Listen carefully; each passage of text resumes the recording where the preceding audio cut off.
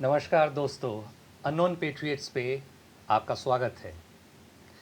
Monsoon सत्र चालू हो चुका है और आपने देखा भी होगा और हर मीडिया चैनल के थ्रू आप सुन भी रहे होंगे कि कई तरीके के कयास लगाए जा रहे हैं, अटकलें लगाए जा रहे हैं कि मोदी जी इस बार भी मॉनसून सत्र में और विशेषकर 5 अगस्त को क्या कुछ बड़ा फैसला लेने वाले हैं। क्या कुछ विस्फोटक ऐलान होने वाला है, कुछ विस्फोटक बिल आने वाला है जैसे कि 370, जिससे कि पूरा एक मैसिव शिफ्ट आ जाए। तो इसकी चर्चा जो है मीडिया में भी हो रही है, इसकी चर्चा जो है विपक्ष भी कर रहे हैं। पर सच मानिए तो 3 4 5 लोगों को छोड़ के इसके बारे में कोई नहीं जानता कि एक्चुअली होने क्या वाला है। और अगर मेरी माने तो अगर ये बहुत अटकलें हैं कि 5 तारीख को कुछ विशेष होने वाला है, तो संभवतः 5 तारीख को शायद कुछ नहीं होने वाला है। लेकिन 5 तारीख के बाद शायद ये 21 अगस्त तक जो ये सत्र है बढ़ाने की बात चली है, ये अपने आप में एक अनोखा है कि 21 तारीख तक सत्र बढ़ाने की बात क्यों चली है। क्या 21 तारीख तक कुछ बड़ा अनाउंस हो सकता है, कुछ बड़ा बिल आ सकता है, ऐसा एक्सप्लोसिव बिल कि हमारा पूरा भाग्य जो है, पूरा जो देश का जो एक चित्र है पूरा बदल जाए। तो ये हो सकता है, हो भी सकता है, नहीं भी हो सकता है। कैसे हो सकता है और क्या क्या हो सकता है, इन चीज़ों को हम बारीकी से समझने की कोशिश करेंगे और कुछ पहलुओं पे हम विचार करेंगे। और हमारा इस चैनल पे जो हमेशा जो फोकस रहता है कि इंटेलिजेंस एजेंसीज के थ्रू क्या इनपुट सरकार के पास आ रही है। क्योंकि हमेशा ये जान लीजिए कि सरकार कोई भी फैसला, जो भी अल्टीमेट फैसला लेती है, वो फैसला हमारी एजेंसीज के रखे हुए तथ्यों के बेसिस पे होती है, किसी अटकलों के बेसिस पे नहीं होती है। इसलिए वो फैसला लिए जाते हैं और हम आम आदमी पीछे सोचते हैं कि ये फैसला क्यों लिया गया और अमुक फैसला पे हम लोग क्यों पीछे हो गए। इसके पीछे बहुत सारे इंटेलिजेंस के तथ्य होते हैं। जैसे सीए प्रोटेस्ट के समय जब बात चली कि उस समय क्यों आपने एक्शन नहीं लिया, डंडा मार के क्यों नहीं हटाया, या जब ऑपरेशन सिंदूर चल रहा था तो हम आगे और क्यों नहीं बढ़े, 3 4 दिन और क्यों नहीं चलाया, पीओके क्यों नहीं लिया। इसके पीछे बहुत बारीक गेम होती है, इसके पीछे इंटेलिजेंस सोर्सेस का बहुत सारा एनालिसिस होता है, उसके बाद लिया जाता है। या एग्रीकल्चरल जो बिल आने वाला था, मोदी जी ने पीछे ये कर लिया। उसके पीछे कारण दोस्तों ये था, इस पे मैं बाद में करूँगा, कि उस समय लगभग देश को आग लगा देने की एक पूरी प्लानिंग इन लोगों ने कर ली थी। इस समय चुपचाप मोदी जी को फैसला वापस लेना पड़ा, नहीं तो गृह युद्ध जैसे सिचुएशन हो जाए। तो गृह युद्ध जैसा सिचुएशन आज के डेट में जो देशद्रोही हैं वो फिर से करने की कोशिश कर रही है। और यूँ समझ लीजिए कि हमारा देश जो है वो एक बारूद पे बैठा हुआ है। तो मॉनसून सत्र में क्या कुछ कड़े फैसले मोदी जी ले सकते हैं, और क्या ये कड़े फैसले जो हैं, जो इंटेलिजेंस एजेंसीज के थ्रू जो भी इनपुट्स आ रही हैं, कुछ इनपुट्स बहुत विस्फोटक हैं, कुछ इनपुट्स जो हैं वो बहुत क्लासिफाइड है, उस पर मैं नहीं जाऊंगा।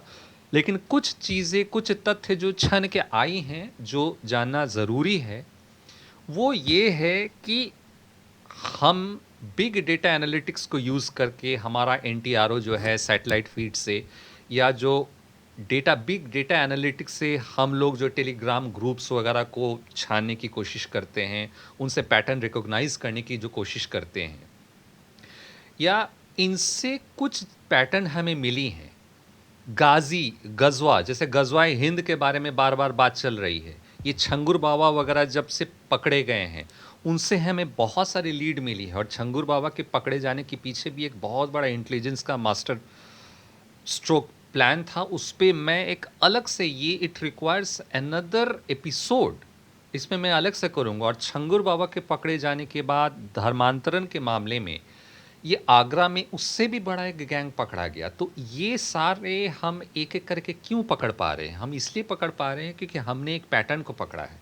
वो इंटेलिजेंस ने कुछ कड़ियों को पकड़ा है, कुछ टेलीग्राम ग्रुप्स हमने पकड़े हैं, कुछ पैटर्न्स को हमने रिकॉग्नाइज़ किया है। बिग डेटा के थ्रू हम कुछ कोड्स को रिकॉग्नाइज़ करने की कोशिश कर रहे हैं, उन कोड्स को हम डिटेक्ट करने की कोशिश कर रहे हैं। अच्छा, अब हम बात करते हैं एक बहुत विशेष पहलू पे कि हाल ही में पार्लियामेंट पे एनएसजी नेशनल सिक्योरिटी गार्ड्स का एक ड्रिल हुआ। ये एक बहुत मेजर घटना है। पार्लियामेंट में एनएसजी का मॉक ड्रिल होना ये क्या दर्शाता है? ये दोस्तों इंटेलिजेंस का एक बहुत बड़ा इनपुट था। डॉक्टर निखिल मल्होत्रा जो पहले भी ऑपरेशन लूसीफर पे काम कर चुके हैं। ऑपरेशन लूसीफर में 2011 में ये लखवी नाम का एक आतंकी इंडिया गेट को उड़ाने की प्लानिंग कर रहा था। उसको कोड्स के थ्रू हमने सिग्नल इंटेलिजेंस ने डॉक्टर निखिल मल्होत्रा के नेतृत्व में हमने कुछ कोड्स को पकड़े और कोड्स को जैसे हमने डिकोड किया, डिसिफर किया, डॉक्टर निखिल मल्होत्रा की टीम ने ये पाया कि वो कोड ये जता रहे थे कि इंडिया गेट को उड़ाने का प्लान है। और उन कोड्स को डिकोड करने के बाद इसकी एक पूरी साइंटिफिक विधि होती है जिस तरीके से ये लोग डिकोड करते हैं, कुछ पैटर्न्स को रिकॉग्नाइज करते हैं। ये net grid, national intelligence grid जो है, ये काम ही है इनका पूरा, पैटर्न्स को रिकॉग्नाइज करना, कोड्स को डिकोड करना। तो डॉक्टर निखिल मल्होत्रा की टीम को इसी काम के लिए प्रेसिडेंट अवार्ड मिला था और डॉक्टर निखिल मल्होत्रा की टीम को फिर से तलब किया गया साउथ ब्लॉक में।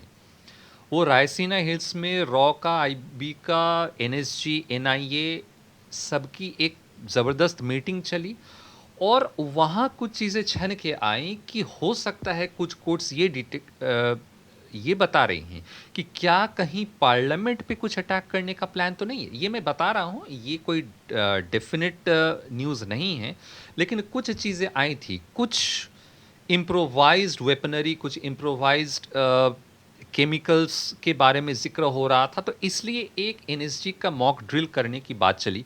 इसमें बहुत सारी इन्फॉर्मेशन, मैं फिर भी बता दूं कि बहुत सारी इन्फॉर्मेशन क्लासिफाइड हैं, इसलिए मैं इस पे बात नहीं कर सकता हूं। लेकिन ये ज़रूरत हमें लगी, कुछ पैटर्न्स हमें ऐसे मिले जिससे लगा कि पार्लियामेंट की सुरक्षा को और बढ़ानी चाहिए, इसलिए एनएसजी का एक ड्रिल हुआ। ये बहुत बड़ी बात है।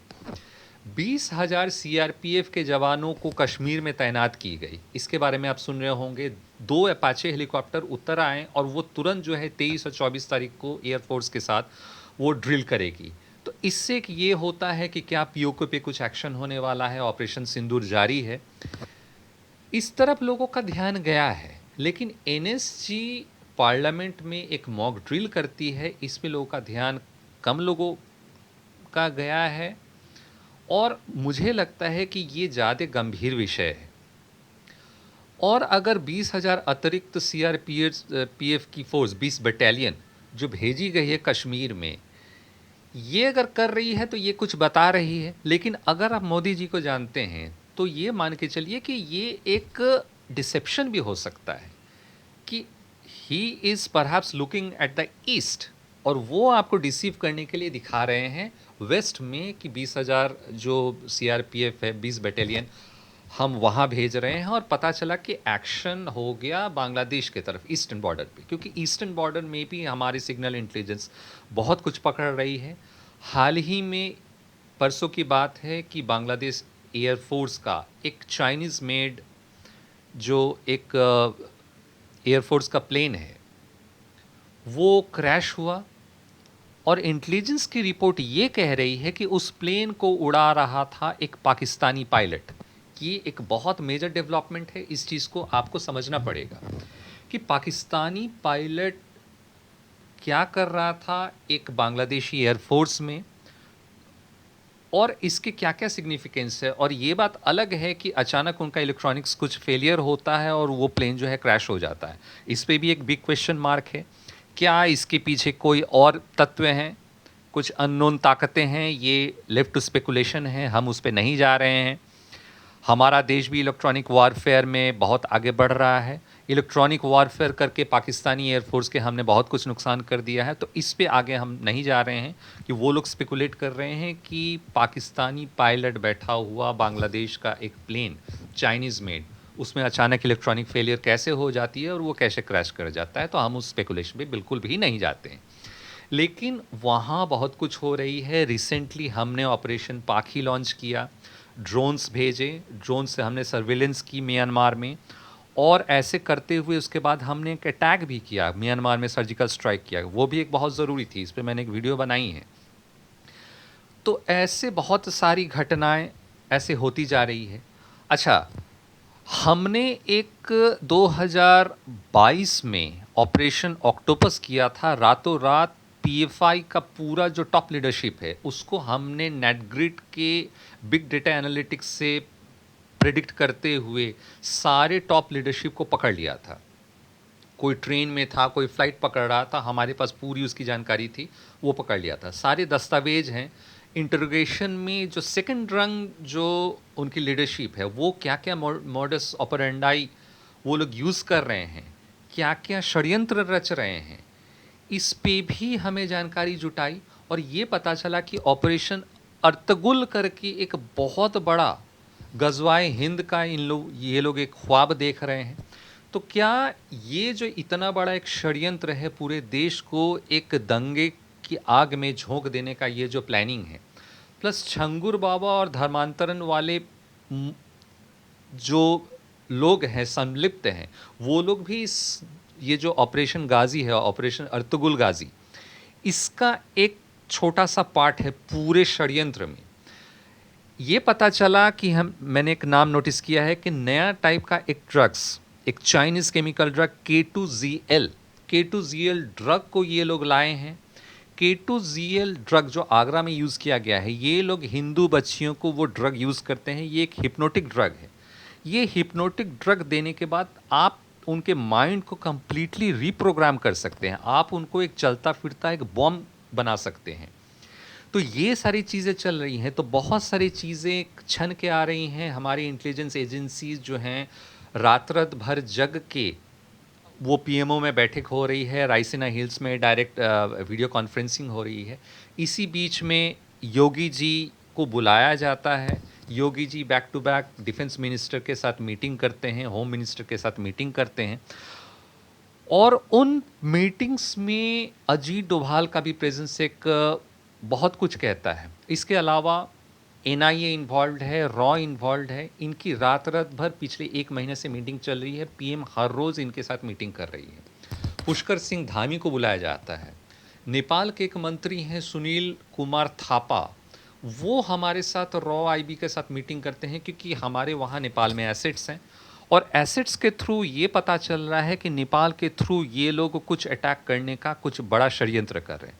तो इन चीज़ों को देखते हुए भी मॉनसून सत्र के समय हम कुछ डिसीज़न ले सकते हैं। मोदी जी शायद कुछ बिल पास कर सकते हैं, या अगर बिल ना भी पास करे तो कुछ अलग तरीके के एक्शंस भी ले सकते हैं, क्योंकि ये भी हो सकता है कि हमारी जुडिशरी जो हमारे मिलॉर्ड्स हैं, ये कैसे सैबोटाज कर देते हैं। अक्सर जो हम देश हित में जो काम होता है, मिलॉर्ड्स जो हैं उन चीज़ों को खारिज कर देते हैं।